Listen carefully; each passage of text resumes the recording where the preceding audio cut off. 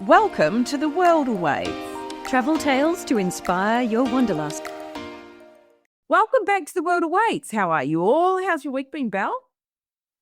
Oh, I am feeling the travel writer love this week because we just had the Australian Society of Travel Writers Christmas party, which was held at the new Hotel Indigo in Melbourne, slap bang on Bourke Street Mall. I had to stop myself from running into gorgeous Mecca to do some Christmas shopping in between.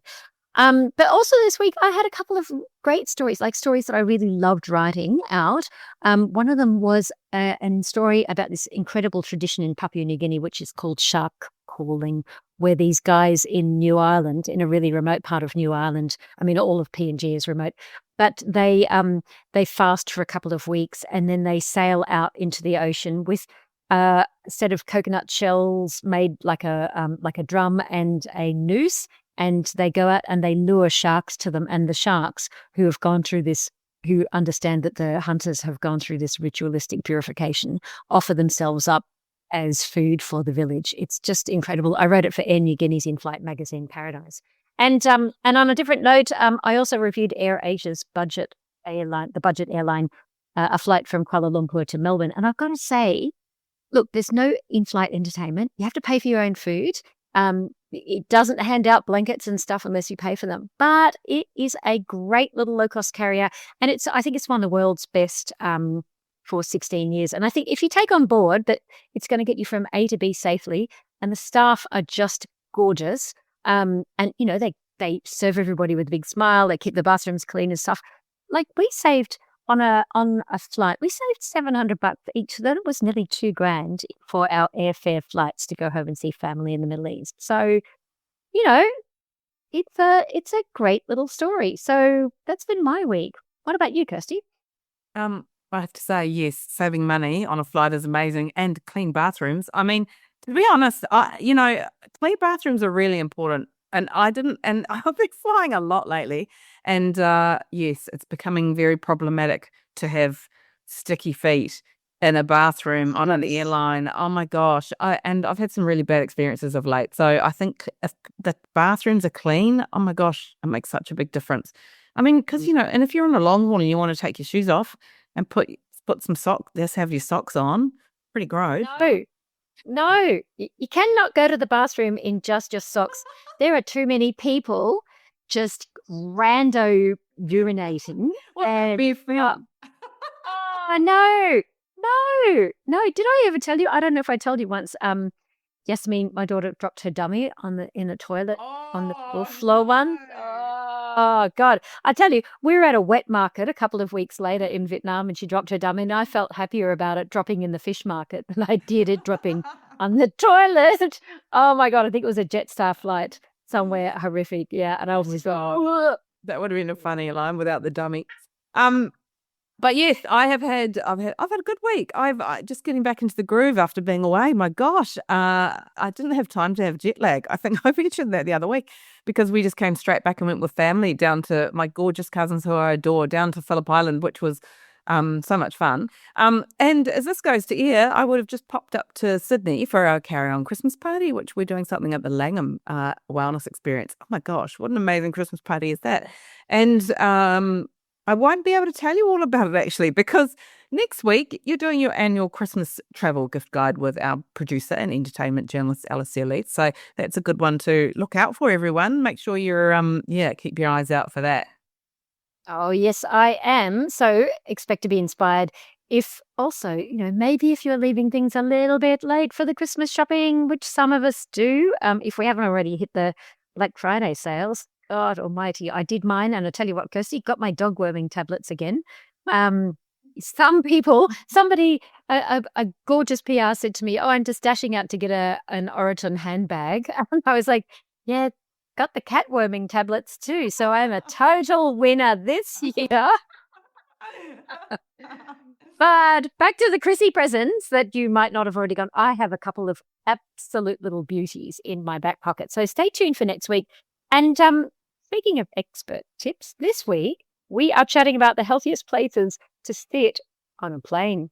Yeah, so who would have thought that it mattered that much, to be honest? But actually, according to ex-flight attendant Danielle Louise, who's now the beauty expert on the Fresher app, there are actually hydration hotspots and danger zones on the flight. So she says humidity levels inside a plane cabin can drop by below 20% drier than the Sahara, combined with recycled air, UV exposure at altitude, and limited movement, that certain seats accelerate moisture far more than others. Yeah, that is interesting. Drier than the Sahara. I think that's me when I've woken up after a few in-flight wines. I was going to say on any given weekend. But it is true. You do come out like, I mean, I have been known to put in cheap masks on at night under the cover of darkness. We woke up against a woman who had the full sort of Anthony Hopkins thing on a flight recently. Scared the crap. They're doing their hair as well. Did you know that this younger generation, particularly, they're doing their hair with these new wands and things? Like No. there are all these things going around on social media about like tying up their hair, like how in the old days when it used to be about what were they called, the how people used to put in their hair. Rags. Yeah, in their hair to make the hair look beautiful. But anyway, they're doing it again now. It's good. It's all coming back. That's great. Everything off, right? No, that's up there with cutting your toenails and stuff, which apparently is quite a thing on in-flight. And filing. I cannot understand why people think that filing their nails on a flight is a good thing, because all you're looking at is their dead body cells just flying around the cabin. Oh, give me some of that. Put it on my bloody dehydrated chicken. But look, back to dehydration.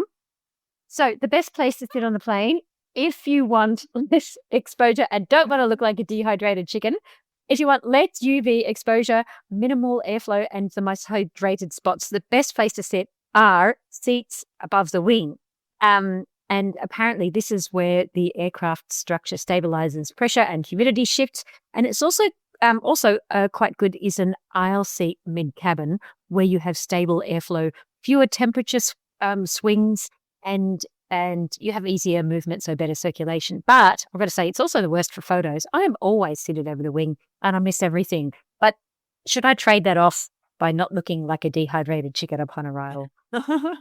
And also, some photos can be cute with the wing in them, but it depends where the wing is in the photo. I'm talking the big grey bit, in the bottom of, that takes up 30% of the thing. No, particularly when it's rusted or something's flapping on it. And the worst places are, and I hate to admit this because this is my favourite seat, but it's the window. I don't like window on economy, but I love the window seat on a long haul. And it's the window because of high UV exposure, minimal airflow, and cold wall temperature. And then it's the front and the last 5 rows because this is where the air pressure and humidity apparently fluctuate the most during takeoff and landing. And also not great, but not as bad as the bulkhead rows, which have more leg room but strong airflow directly from vents. I had that recently because on the way to Europe, I had that extra leg room row, but my legs were freezing from the extra. I didn't realize there was all this extra vent flow coming in, when you have that leg room. So anyway, but I'm not sure I would sacrifice that for a mid-cabin aisle, to be honest. Yeah, that is interesting because you do find where you sit in the plane is differing, whether you're in the polar, the Nordic winter, or you are in the back of the Sahara summer. Yeah, it's and when you've got your family split around the plane, then you kind of walk to different areas, and that is inevitably when you've forgotten to play and leave them down the back. Oh my God, that never happens. It totally never happens to me. I'm never up very, in fact, no, it has happened once last year. I've got to say, Chris. Well, it's like 13. Do you really need to be in business? And the answer to that is Gen Z. It's a hard no if you're not paying for it. Anyway, look, I am a window seat girl as well. But I think we had something about a year ago on the podcast about UV in the window seats. And so I have actually taken to wearing a moisturizer with an inbuilt sunscreen on day flights. And a fun fact, she says that seats directly above the wing receive the least turbulence, and passengers in the center block seats report less tightness and irritation to their skin post-flight. What about their mood? Less irritation to your mood? Oh, look, I'm going to say no 8 to 14-hour flight from Australia is ever going to lighten the mood unless you're in a queue seat or some other equally lush business class. Or look, here's a call out to the universe. Throw me a first class seat. I'll test it for you. For the record, I've actually never flown first class. But I'm sure that if I did, my face and my mood would be in their best shape yet.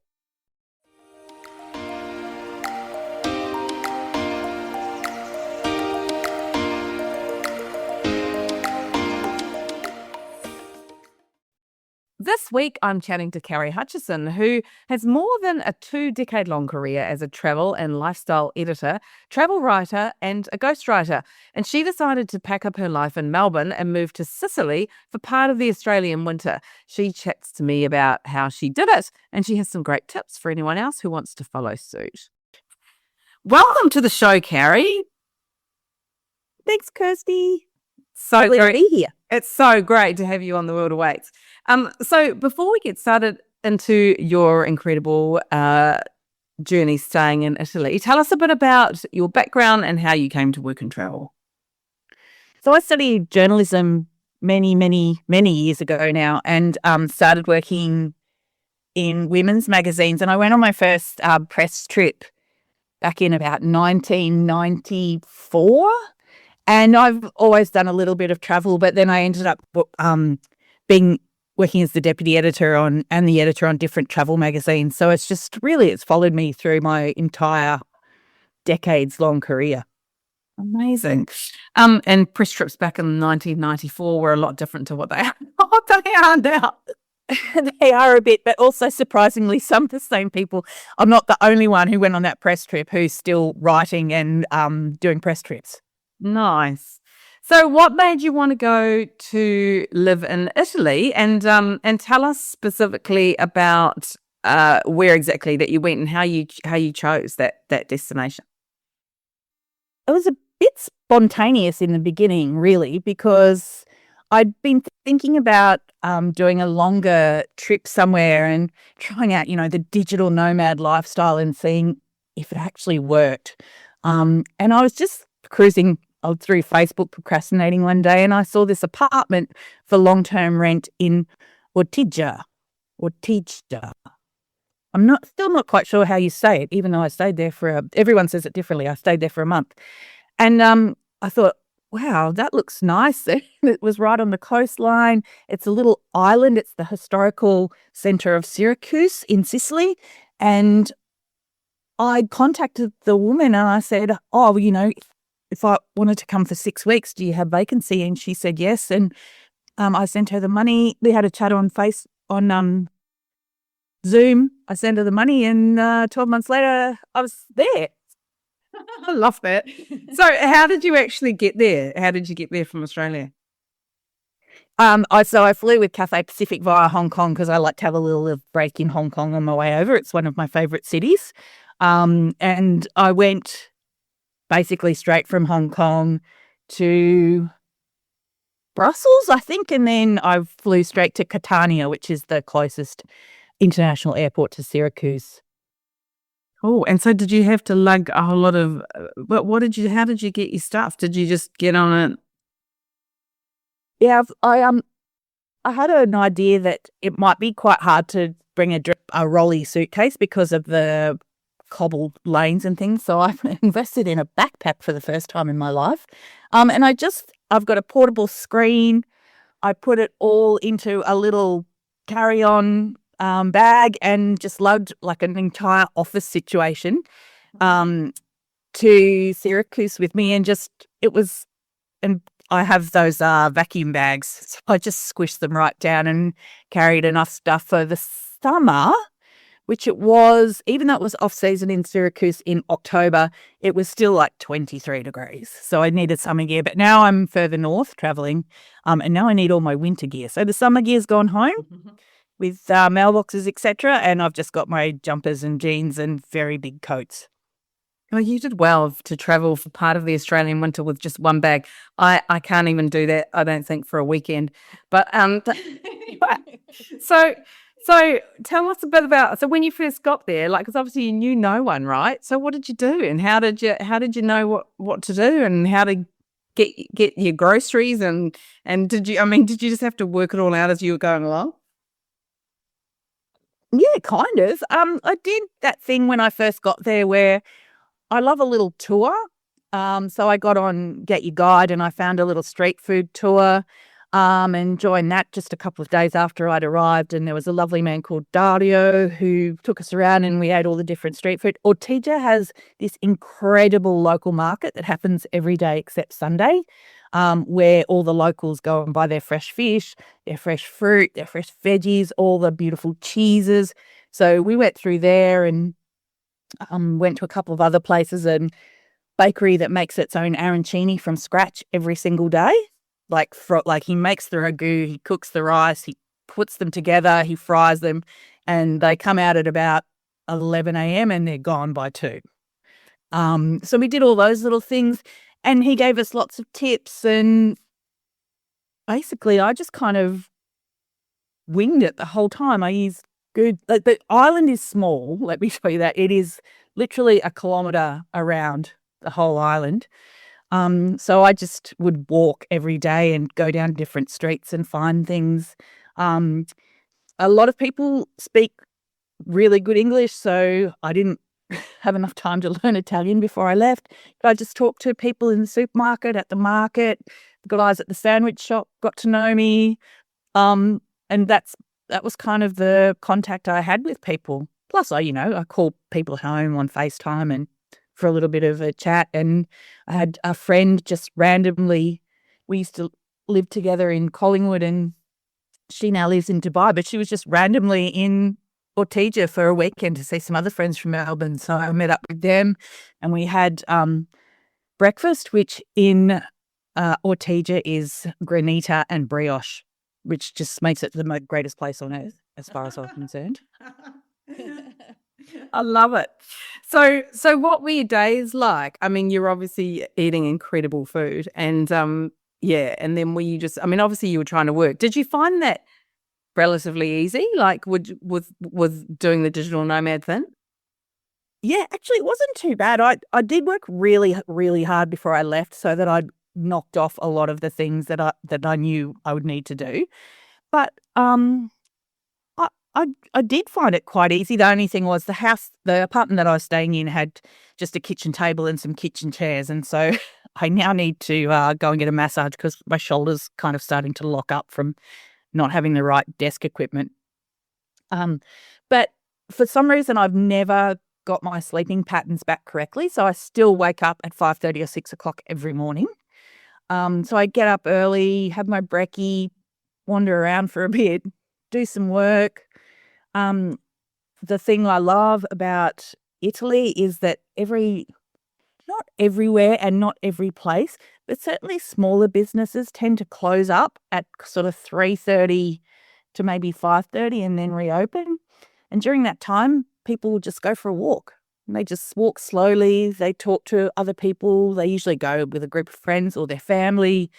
Um, there's no phones. They just chat about the day. They take in their surroundings. And I think that is such a beautiful thing to do every day. It really. And so I took that on board. And every day I would, get dressed and go out and go for a lovely walk and go to a different place every day. Sometimes I walk by the sea. Sometimes I walk through the piazza up to the Diana Fountain.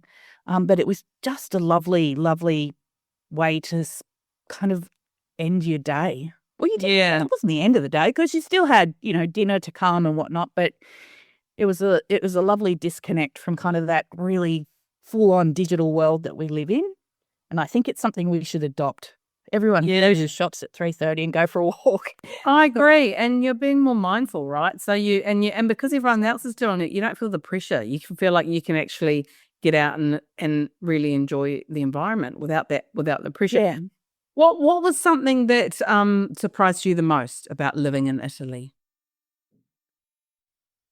The thing that surprised, I think that the fact that they are so much more relaxed than we are about everything. So like talk about the lovely walks that you go on, but if you get on public transport, they are having FaceTimes with their speakerphone on. They're listening to things on, like, videos on their phone with no headphones, which is really bad if you get overstimulated. Like, no one cares. So it's kind of slightly chaotic, but also incredibly relaxed if those two things can live together. Yeah, I totally get it. Quite happily. But yes, I totally get that. Yeah. But the other thing that surprises me too is that, like, I lived in this apartment that was part of the old fishing neighborhood in Ortigia, and there was a little square, and you read about it, and the fishermen would go there every morning or every afternoon and pray before they went out in their boats for a great catch. And then, like, I'd walk around the corner from the house, like 2 minutes, and there are these ruins of a Greek theatre that were built there like 200 years BC. And they're still there, and people just like walk around as if it's nothing. And I go, oh my God, like, that's been there for thousands of years. And the market's right next door. So everyone walks past it every single day. And the big church in the piazza was originally a Greek temple. And it's got these incredible like columns that the Byzantines built in to create a church, and it's been taken over. It's been a mosque at times, and then now it's this incredible over-the-top Catholic cathedral with incredible artwork and marble everywhere. But you can still see the Greek columns, and you just go, there's so much history here. And when I just before I left, I went on a tour of the Neapolis, which is on the other side of the bridge in Syracuse, the big city. And it's called the Neapolis because it's the new town. That's where they built after Ortigia. But, there's ruins there that are 200 BC years old. So you kind of go, oh, yeah, new. But it's just like around every corner, there's a great historical story. Some incredible little church that has there's a church there with a original Caravaggio in it, just hanging in this tiny church. And there's this incredible church I fell in love with that's actually very new. They started building it in the 60s and it finished in the 90s. And it was kind of like it looks like it's a big pillar, and it looks like a teardrop hitting the earth, because in the 50s, this couple, like just a normal couple, the lady was pregnant, had a plaster Mary on the wall, and for 3 days she cried. And they did all the tests on the tears that came out of it. They were human tears. People saw it. There's videos of it. And so this church was built in commemoration of that event. Right up and just around the corner. So I'm not at all religious, but like those stories are just amazing. And I could listen to people tell me about that sort of history all day. Yeah, amazing. So could I. Incredible. And what were some of the most challenging aspects of living there? And was that and also, can you tell us, do you reckon that's the best part of like, I mean, obviously Sicily's a much bigger place than where you were, but was that like the best place to be? So I think it was great for me because it had all that history in that one little area, and you got to know that one little area, which is it was once the most powerful Greek city on earth. It became very easy to get to know where to go. The first couple of days, I could never find my way home. I'd continually be lost in the little alleyways going, where's my house again? Until I found it. And then also it's really close. There's a train station that goes to different places. So I went to a few different places in Sicily. I went to Palermo, which I absolutely loved, but it's a lot bigger and it's more chaotic and a bit kind of grittier than Syracuse. I went to Taormina, which is stunning, but it's different to Ortigia, because on Ortigia there's still 5,000 permanent residents who live on the island, whereas in Taormina there's hardly any locals. They all live way out because no one can afford to live in Taormina anymore. And I went to Noto, which is this incredible little town in the hills. I'm trying to think in the late 1800s, there was a massive earthquake, and it destroyed that part of the country, or that part of Sicily. And then the very wealthy cardinals came in and rebuilt these towns, and Noto is just golden. It really is, like, you look at everything and it's gold, and it's just incredible. So I just, you can jump on the bus and be there in half an hour and wander around for the day and have some lunch and jump on the bus and come home. Yeah, amazing. So I think Ortigia was a great place for me, and it is a beautiful place to visit, and I would highly recommend it to everyone. But there are definitely other places on Sicily that are just as lovely. Yeah. And so what were some of the most challenging aspects of doing what you did? I think probably the language. A lot of people speak at least a little bit of English, so that's fine, but it would have been quite nice to be able to have a conversation with some people. But, on the other hand, the people down at the market were, by the end of it, like laughing at me because I'd try to ask for things in Italian and they just like speak in English to me. And then I'd go, grazie, ciao, as I walk out the street, and they would all laugh because that was literally the only thing I could say to them. So I think if I had my time over, I'd definitely try a little harder with the Duolingo before I left. So that was challenging. Obviously, I'm still earning Australian dollars, and euro, it doesn't convert very well, but I've just got over that. I just go, €1 equals $1, which is the only way to do it. Otherwise, you'd die. And I just go, I'll just worry about all that when I get home. But apart from that, there haven't been that many challenges.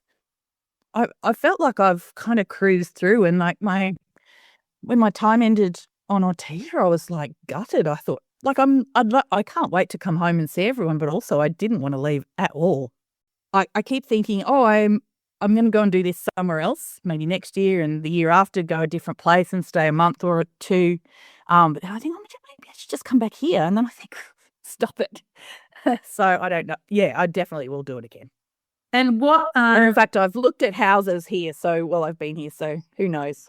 Who knows?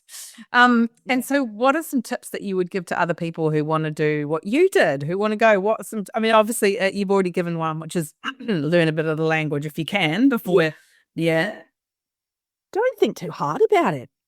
Like, I think we can overthink these things forever. And if I had to talk to anyone or got someone's opinion on whether I should just pack up my life for a couple of months and do 6 weeks in Sicily and then 2 weeks Eurailing around the rest of Italy and a bit of Austria and Switzerland, they would have gone, are you mad? And I probably would have gone, how am I going to afford that? What are the people I work for going to think? I have some regular gigs where I work remotely but within office hours. What will they think? And I just told them and we made it work. So I think we overthink these things a lot. And you should just jump in with both feet. Really. I love that. My motto in life, but I love that. Good on you. Yeah, amazing. I've been YOLOing my way around Sicily for the last 6 weeks. Oh no, it's incredible, and what a cool experience. And were there any particular people that you met that? I mean, you have mentioned some of the people that you met that like the tour guide that really helped you, but were there any people in particular that you met that you? I have this lovely, lovely friend who I met in my first magazine job. His name's Brad Seymour, and we were best buds when we worked together. And he's lived in Milan for more than 2 decades now. He's an art director and now he has his own fashion label. So we're meeting up later today. I haven't seen him for probably 5 years or something. But just before I left Sicily, he introduced me to a friend of his who has a Sicilian background but lives in Austin and runs a tour company and a small art university in Syracuse. And so he put me in touch with an artist, and we just went and walked her dog and had a chat and went to Made, which is the his university and talked to the people there. And I said to MV, who's the artist, I said, I wish I had mentioned to Brad that, he should introduce me to some people a week before I left. So she was lovely. And like many people in Syracuse and in Sicily as a whole, they all left when they were, in their early 20s. They went to university, they traveled overseas, they even moved north to Milan and Rome and places like that for work opportunities and for education. Now they're all coming back because things have changed in Sicily. Obviously, there have been a lot of problems in the past with the mafia and things, but that's they're still there. It's not as bad as it used to be. But property is much cheaper there, and it's that thing where younger people are coming back and kind of starting their own little creative businesses and doing their own thing because they can. And so it's quite a vibrant scene. I love that. So I wish I'd kind of met MV before, but I met, you meet lovely people everywhere. When I was in Taormina, I treated myself to a dinner that Brad's friend Matillo actually suggested with a Michelin star, and the waiter was really lovely and we had a good talk, and he'd lived in Australia for a bit, and he said he went to Sydney. He goes, I went to this place and everyone was speaking Italian, and I said, oh, Leichhardt. And he went, that's the place. And I was like, oh. So you meet, the Italians are very generous people, very friendly. So, everywhere you go, people talk to you, especially if you're on your own. They just kind of go, oh, what are you doing here? And they tell you about themselves and wonder what you're up to. It's lovely. Yeah, amazing. Well, unfortunately, we're running out of time. So I'm going to ask you the question we ask all of our interviewees, which is, what's the most bizarre thing that's ever happened to you on your travels? I had to think about this, and I could think about all the bizarre things I've eaten. And I was like, I can't actually think of anything super bizarre that's happened to me, but I do remember being in Japan and going to this amazing restaurant with a friend of mine, and it was like one of those multi-course things, and the chef doesn't speak any English and there's no menu and it just comes out to you, and then this dish came out and it was a big abalone shell with this kind of green sauce on the top, and we started to eat it and I was like, oh, I don't know about this. And I couldn't understand what the chef said when he put it down in front of us, but I could see his lips move and lip read when he was serving the couple opposite us. And then I realized we were eating abalone, yum, with like a fish liver sauce on the top. Not so good. And my friend and I were like, how do we not eat this and not offend the chef? But it was right near the end of the meal, so we go, oh, we're so full. But yeah, I've eaten some super weird things. I noticed on the menu here there's a lot of horse, but I just can't do it. No, I don't think I could either. I think yeah. I did eat a spleen sandwich in Palermo, which is their street food specialty. So I was pretty happy that I managed to get that down. Yeah, I'd be pretty impressed by that too.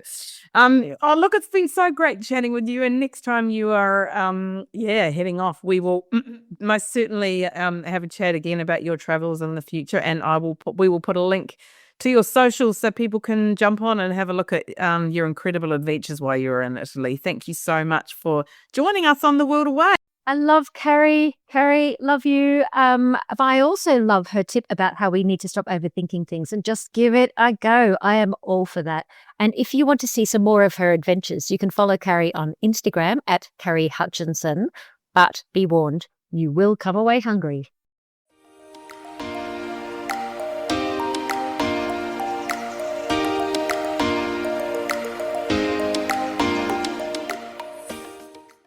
Given we're all about aspirational travel, our tip this week is about the most affordable 5-star stays. So, look, let's start by saying, obviously, everybody's budgets vary, and also the star rating doesn't really exist as it did in years gone by. But we've handpicked some luxury properties that basically won't break the bank. So we're going to start with a few of our own, remembering that also you're not going to find these prices during peak events like Lunar New Year in Sydney or Cup Week in Melbourne. Yes.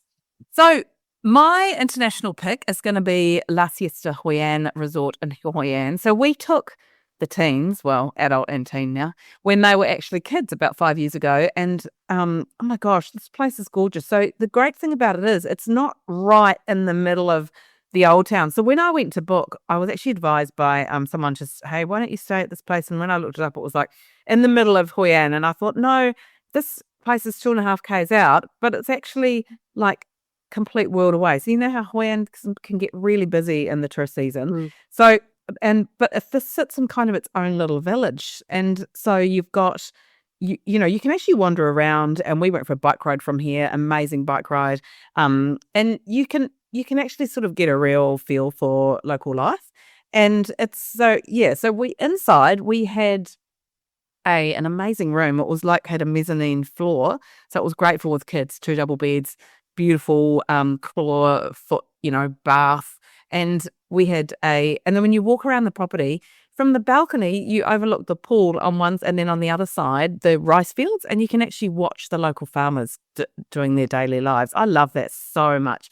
It was amazing, and the rates, and it was really lovely. It had kind of a old worldy kind of heritage feel to it. And the rates there, I just re-looked it up, and they started about roughly sort of Australian $370 a night. So I thought that's a pretty good pick. And a great place if you don't want to be right in the heart of it all, but you're still really close. Locally, I have to say Lancemoor Milawa. Oh my God, this property I just adored. So it's at the edge of the King Valley and Victoria's High Country.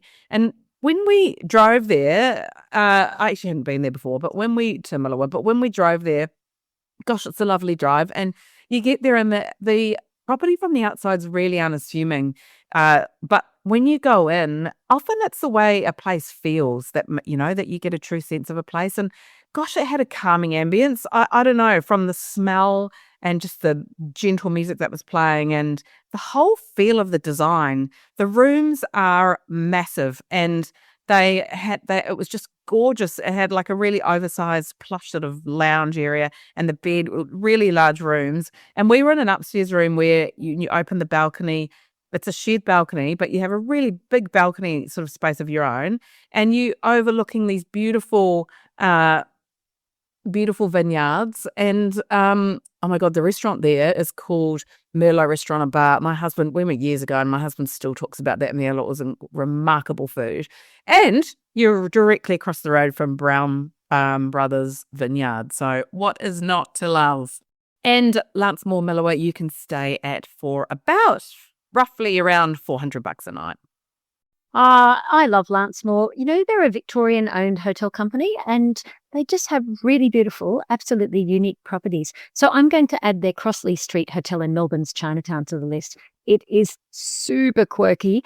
It has an amazing location on Little Bourke Street, and so it's surrounded by Melbourne's best restaurants, bars. It has really strong ties to the theatre district. You just go into the lift, and it has this. It has a light projection there, which is of a ghost that haunts Melbourne's theatre district, and he's talking to you about the property and stuff. So it's quite weird because you're standing in the lift, and the lift is dark, and then suddenly this man appears beside you. It's actually quite amazing. And they regularly have stays, and this is Melbourne CBD, for under $200 a night, which I think is it's an absolute bargain. So internationally, I am starting out strong with my Dubai secret, which is actually not a secret anymore because I've been telling everybody about it. Including me, and I stayed there. Stay there. Oh, no. I told my special friends. And now I'm telling everybody. And the funny thing is, every time I mention this hotel to people who have lived or worked extensively in Dubai and are passing through, it's always the little down low secret for travel industry people.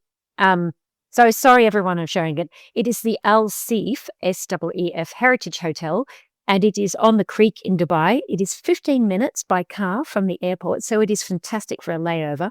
It is a Hilton property, so if you are collecting Hilton points, then bingo. But it is no cookie cutter because every room, the rooms are housed in a series of 10 mud brick buildings, which are designed and built to emulate a traditional Emirati village. So if you love rustic local design, it's an absolute winner. It is priced around $120 a night, which is incredible value when you think you can easily drop $1,000 a night in the big names in Dubai. This one puts you right into a really great position for exploring the whole of Dubai, and it is just the absolute bargain. So there you go. So I've got one in Melbourne. I've got one in Dubai. Can I be cheeky and add another Vietnam favorite? And that is the Azarai La Residence in the former royal capital of Hue. It's a 1930s building right on the Perfume River.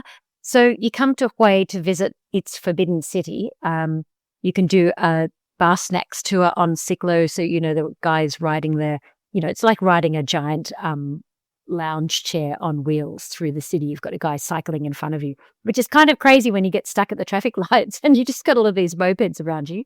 And of course, when you're in Hue, you must sail down the sunset on that Perfume River. It's absolutely magical, and it just illustrates what a great value destination in Vietnam is. And that's around $230 a night. So absolute banger for that one. Some other local gems, which the reputable Mr. and Mrs. Smith recommend, are QT Sydney, which actually has a Michelin key. For those who haven't heard, Michelin, which obviously everyone knows, rate incredible, places to eat, have also now got a hotel rating guide. So, and QT Sydney has actually been given one Michelin key. So you can get, it depends on how many keys you get, but getting one's pretty special. And it calls out its dining is savvy and stylish, and you can stay there for around $260 a night. And Zagami's house in the Melbourne suburb of Carlton near Lygon Street, which is Melbourne's Little Italy, is another one that they recommend, which is a great affordable 5-star property where hotelier brothers Victor and Robert splurged $18 million to transfer a former motor inn into a boutique hotel. And you can stay here for as little as about $225 a night. Pretty good, I reckon. Look, I think it's amazing, and it illustrates the difference between Sydney and Melbourne for those 5-star properties.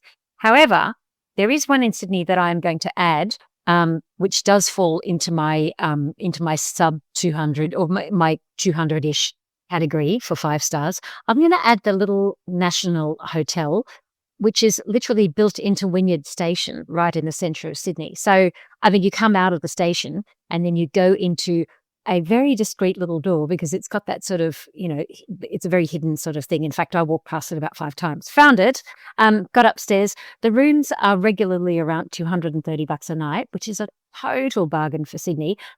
And it has one of the best rooftop lounges and co-working spaces that I have ever seen. I cannot recommend it highly enough. Love, love, love it. And if you are in Adelaide, the Art Nouveau style Playford Hotel has just won Best Boutique Hotel in Australia at the 2025 HM Awards. It is an M Gallery hotel by Accor, and it regularly has midweek stays around the $230 mark, which is good value for Adelaide, which has traditionally sort of struggled with having rooms, but it's got an absolute boom going on at the moment. This one is one of the best. And we're going to put all of those hotels in the show notes.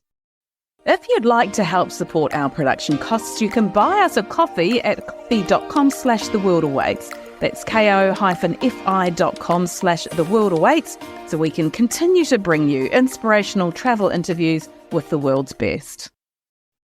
Next week, we are putting the mic in front of our sound producer, Alistair Leith, and sharing our top Christmas travel gifts, tried and tested. Alistair is all over the travel tech, and I've got some great ideas for the wanderer in your life. So stay tuned to our last episode for the year. And Merry Christmas, everyone, because I will miss you, but I will very much look forward to you listening to our summer series and see you in the new year. And we'd love it if you followed us on socials. You'll find us at The World Awaits Podcast on Instagram, Facebook and LinkedIn. And feel free to drop us a line at hello@theworldawaits.au, or if you're enjoying this episode, please give us a rating and review. That's a wrap for The World Awaits this week. Click to subscribe anywhere you listen to your favourite pods. Thanks for listening. See you next week.